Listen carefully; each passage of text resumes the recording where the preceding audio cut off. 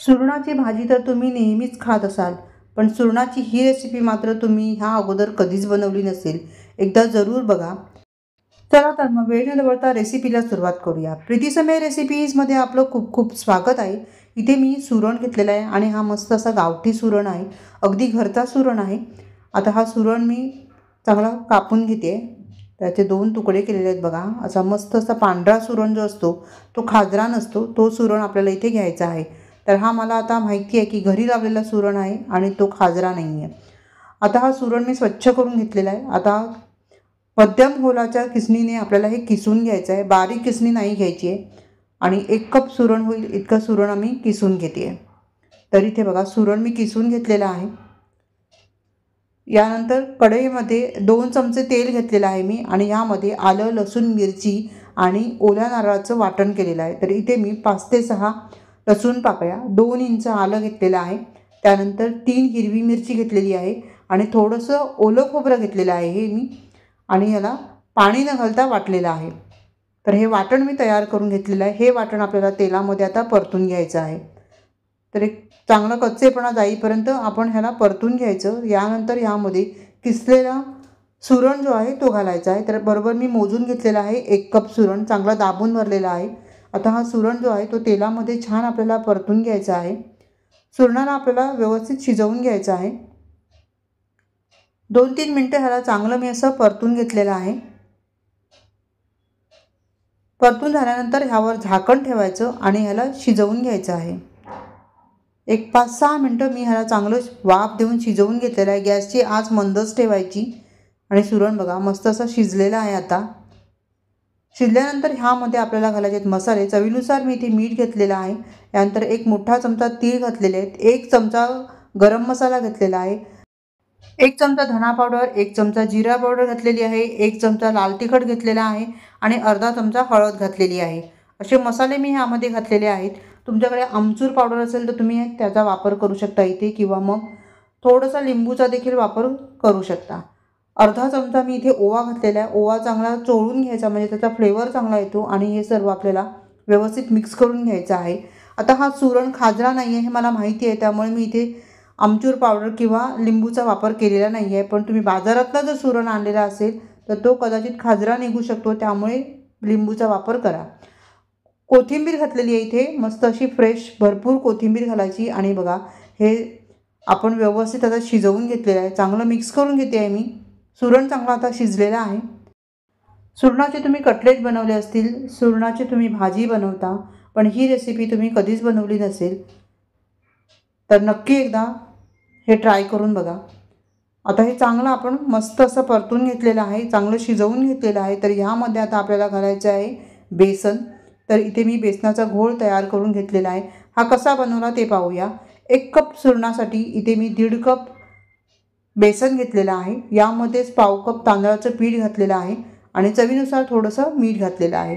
मीठ आपण अगोदर पण वापरलेलं आहे, त्यामुळे इथे फक्त पिठापुरतेच आपल्याला मीठ घालायचं आहे. हे चांगलं मिक्स करून घ्यायचं आणि थोडं थोडं पाणी घालून आपल्याला ह्याचं पातळ बॅटर तयार करायचं आहे. तर इथे हे पातळ बॅटर तयार झालेलं आहे. यासाठी मी 1.5 कप पाणी वापरलेलं आहे. आता हे बॅटर जे आहे ते आपण ह्या सुरणामध्ये घालायचं. मस्त असं स्मूथ बॅटर तयार करून घ्यायचं. यामध्ये गुठळी राहता कामा नये. त्यानंतर ह्याला व्यवस्थित असं मंद आचेवर आता मिक्स करून घ्यायचं आहे आणि ह्याचा एक गोळा तयार होईपर्यंत ह्याला आपल्याला चांगलं परतत राहायचं आहे. जसं आपण कोथिंबीर वडी तयार करतो तशीच आपण इथे सुरणाची वडी तयार करणार आहोत. ही वडी अतिशय स्वादिष्ट लागते. शिवाय यामध्ये सुरण आहे असं तुम्हाला कळणार देखील नाही. मुलं अशा भाज्या खात नाहीत, त्यामुळे त्यांना तुम्ही अशा पद्धतीने ही सुरणाची वडी तयार करून दिली तर ते आवडीने खातील. बघा इथे आता गोळा तयार झालेला आहे. असा व्यवस्थित गोळा तयार झाला पाहिजे. आता हे पीठ आपलं मस्त तयार झालेलं आहे. तर गॅस बंद करूया आणि इथे ताटाला मी तेल लावून घेते आहे. यामध्ये आपल्याला हे पसरवून घ्यायचं आहे. तर हा गोळा आपण ताटामध्ये काढून घेऊ आणि ह्याला आता लगेचच आपल्याला पसरवून घ्यायचं आहे. तर इथे चमच्याच्या साहाय्याने मी ह्याला पसरवून घेते.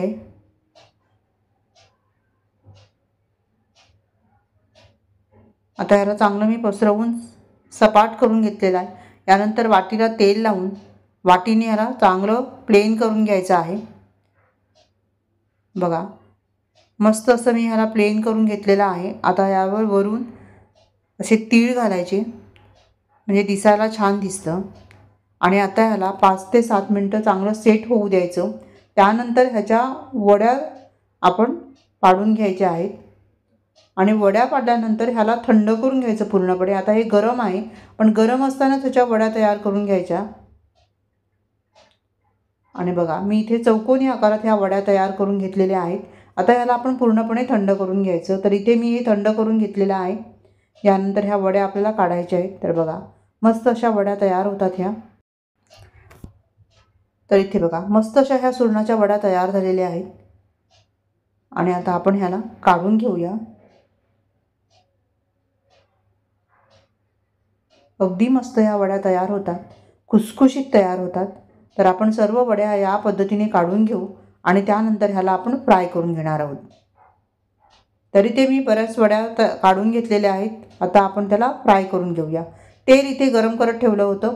तेल व्यवस्थित गरम करून घ्यायचं आणि गरम तेलामध्येच आपल्याला वड्या घालायच्या आहेत आणि गॅसची फ्लेम जी आहे ती मध्यम ठेवायची आहे। लहान फ्लेम केली तर मात्र वड्या तेल पिऊ शकतात, त्यामुळे गॅस मोठाच ठेवायचा आहे आणि मस्त असं आपल्याला ह्या तळून घ्यायच्या आहेत। सुरुवातीला मी कमी घातलेल्या आहेत ह्या वड्या। पहिली बॅच कधी पण कमी तयार करायची म्हणजे आपल्याला अनुभव येतो। ह्या वड्या बिलकुलही तेल पित नाहीत किंवा तेलामध्ये फुटत देखील नाहीत। बघा मस्त अशा ह्या वड्या तयार झाल्या, पण सतत हलवत राहायचं म्हणजे त्या एकसमान तळल्या जातात। आणि आता ह्या वड्या आपण काढून पाहू। तर मस्त अशा खुसखुशीत ह्या वड्या तयार होतात, वरून क्रिस्पी आतून सॉफ्ट अशा ह्या वड्या तयार होतात। तर मस्त अशा ह्या सुरणाच्या वड्या तयार झालेल्या आहेत। याच पद्धतीने आपण दुसरी बॅच पण तयार करून घेऊ। बघा अगदी खुसखुशीत अशा ह्या वड्या तुम्हाला दिसत असतील। याच पद्धतीने आपण दुसरी बॅच तयार करून घेऊ। कशी वाटली माझी आजची ही रेसिपी? आवडली तर लाईक आणि कमेंट करायला मात्र विसरू नका। तर याच पद्धतीने मी दुसरी बॅच तयार करून घेतलेली आहे। ह्या वड्या तुम्ही स्नॅक्स म्हणून खाऊ शकता किंवा मग जेवणासाठी पण खाऊ शकता, मस्त तयार होतात। इथे आपण आता प्लेटमध्ये काढून घेऊ। बघा मस्त तयार झालेल्या ह्या वड्या आणि याच पद्धतीने बाकीच्या सर्व वड्या मी तळून घेणार आहे। अशा वड्या तुम्ही ह्या अगोदर कधी बनवल्या आहेत का? कमेंट करून नक्की सांगा। तर इथे एक वडी मी तुम्हाला तोडून दाखवते, अगदी मस्त खुसखुशीत तयार होते। बघा तुम्हाला मी तोडून दाखवली आहे। तर मुलं सुरणाची भाजी खात नाहीत, त्यांना तुम्ही अशा वड्या नक्की करून द्या, आवडीने खातील आणि सुरण खायला शिकतील। व्हिडिओ पाहिल्याबद्दल तुम्हा सर्वांचे खूप खूप आभारी आहे। पुन्हा भेटूया अशाच एका छान नवीन रेसिपीसह। तोपर्यंत धन्यवाद, बाय बाय।